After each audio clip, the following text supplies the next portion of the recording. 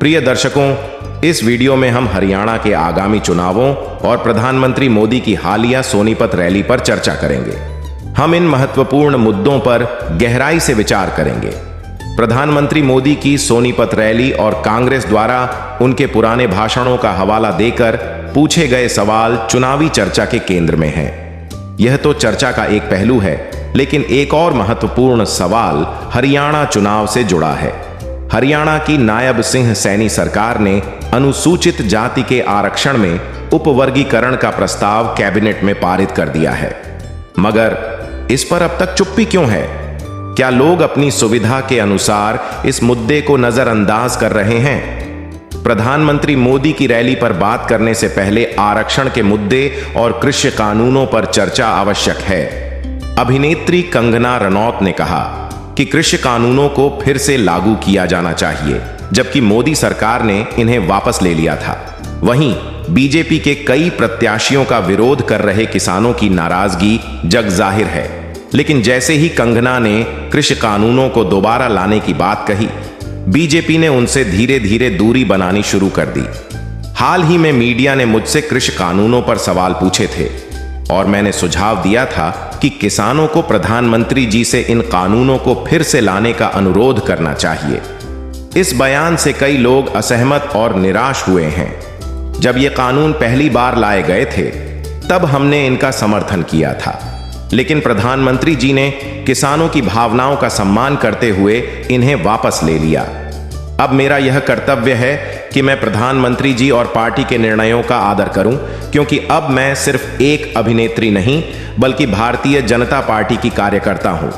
मेरे विचार निजी नहीं, बल्कि पार्टी की नीति के अनुरूप होने चाहिए। अगर मेरे बयान से किसी को ठेस पहुंची हो तो मैं माफी मांगती हूं और अपने शब्द वापस लेती हूं। गोहाना की रैली में प्रधानमंत्री मोदी और मुख्यमंत्री ने कृषि कानूनों पर कोई टिप्पणी नहीं की। इससे पहले लोकसभा चुनाव के दौरान भी बीजेपी नेताओं ने संविधान बदलने जैसी बातें की थीं, लेकिन बड़े नेता इस पर चुप रहे। ऐसा लगता है कि बीजेपी के भीतर कुछ लोग समय समय पर ऐसे विचारों को परखते रहते हैं। हाल ही में मीडिया ने मुझसे कृषि कानूनों पर सवाल पूछे थे और मैंने सुझाव दिया था कि किसानों को प्रधानमंत्री जी से इन कानूनों को फिर से लाने का अनुरोध करना चाहिए। इस बयान से कई लोग असहमत और निराश हुए हैं। जब ये कानून पहली बार लाए गए थे, तब हमने इनका समर्थन किया था, लेकिन प्रधानमंत्री जी ने किसानों की भावनाओं का सम्मान करते हुए इन्हें वापस ले लिया। अब मेरा यह कर्तव्य है कि मैं प्रधानमंत्री जी और पार्टी के निर्णयों का आदर करूं, क्योंकि अब मैं सिर्फ एक अभिनेत्री नहीं, बल्कि भारतीय जनता पार्टी की कार्यकर्ता हूं। मेरे विचार निजी नहीं, बल्कि पार्टी की नीति के अनुरूप होने चाहिए। अगर मेरे बयान से किसी को ठेस पहुंची हो तो मैं माफी मांगती हूं और अपने शब्द वापस लेती हूं। गोहाना की रैली में प्रधानमंत्री मोदी और मुख्यमंत्री ने कृषि कानूनों पर कोई टिप्पणी नहीं की। इससे पहले लोकसभा चुनाव के दौरान भी बीजेपी नेताओं ने संविधान बदलने जैसी बातें की थीं, लेकिन बड़े नेता इस पर चुप रहे।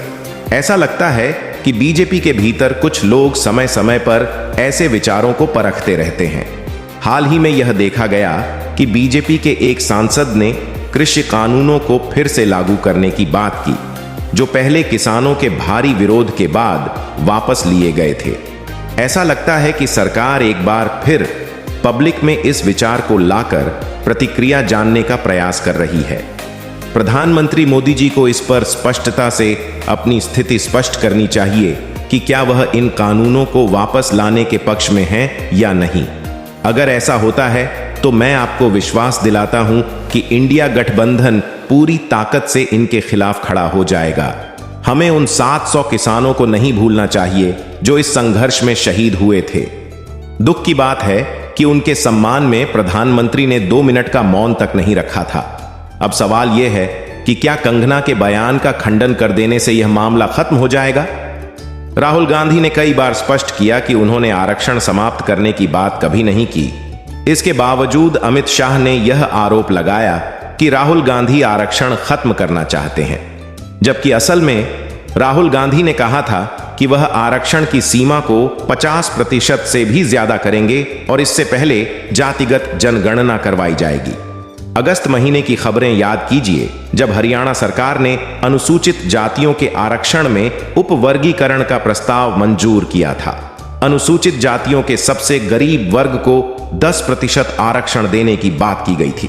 सुप्रीम कोर्ट के इस फैसले के खिलाफ भारत बंद हुआ था और दलित संगठनों ने इसका कड़ा विरोध किया था।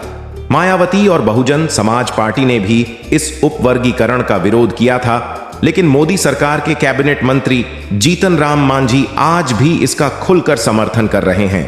वहीं नायब सैनी ने उपवर्गीकरण की मंजूरी का ऐलान कर दिया था। हरियाणा में आगामी चुनावों को लेकर कई राजनीतिक समीकरण और चर्चाएं तेज हो गई हैं। क्या राज्य में भाजपा विरोधी लहर चल रही है? यह सवाल कई लोगों के मन में उठ रहा है। प्रधानमंत्री नरेंद्र मोदी की गोहाना रैली में दिए गए बयान से इस पर और चर्चा बढ़ी है। प्रधानमंत्री ने कहा कि अगर कांग्रेस की सरकार बन गई तो राज्य की स्थिरता खतरे में पड़ जाएगी। उन्होंने कांग्रेस को वोट देने को हरियाणा की बर्बादी से जोड़ते हुए कहा कि कांग्रेस के अंदर चल रहे झगड़े पूरे राज्य की प्रगति पर असर डालेंगे। प्रधानमंत्री का यह बयान राजनीतिक माहौल को भांपने की कोशिश है या सिर्फ एक रूटीन बयान, इस पर बहस हो रही है। हरियाणा की राजनीतिक स्थिति को देखते हुए जातीय समीकरण इस बार भी अहम भूमिका निभाते नजर आ रहे हैं। ट्रिब्यून की रिपोर्ट के अनुसार भाजपा 10 साल की एंटी इनकम्बेंसी सत्ता विरोधी लहर से निपटने के लिए जातीय समीकरणों पर जोर दे रही है। भाजपा ने पहली सूची में 14 ओबीसी, 13 अनुसूचित जाति, 13 जाट, 9 ब्राह्मण, 8 पंजाबी, 5 बनिया और एक सिख और राजपूत उम्मीदवारों को टिकट दिया है। जाति आधारित राजनीति हरियाणा के चुनावों में एक महत्वपूर्ण कारक रही है। दैनिक भास्कर की रिपोर्ट के मुताबिक विधानसभा की 90 में से 38 सीटें ऐसी हैं जहां एक ही जाति के उम्मीदवार आमने सामने हैं। इससे स्पष्ट होता है कि इस चुनाव में जातीय समीकरण कितनी अहम भूमिका निभा रहे हैं। हालांकि जाति आधारित रिपोर्टिंग से चुनावी मुद्दे और सरकार के कामकाज पर ग्राउंड रिपोर्टिंग कहीं पीछे छूटती नजर आती है। वहीं भाजपा इस बार ओबीसी मतदाताओं पर विशेष जोर दे रही है। पार्टी ने 10 साल में ओबीसी उम्मीदवारों की संख्या में 33% की वृद्धि की है। इस बार 20 ओबीसी उम्मीदवारों को टिकट दिया गया है। 2014 में यह संख्या 15 थी। दूसरी तरफ जाट उम्मीदवारों की संख्या घटाकर 16 कर दी गई है।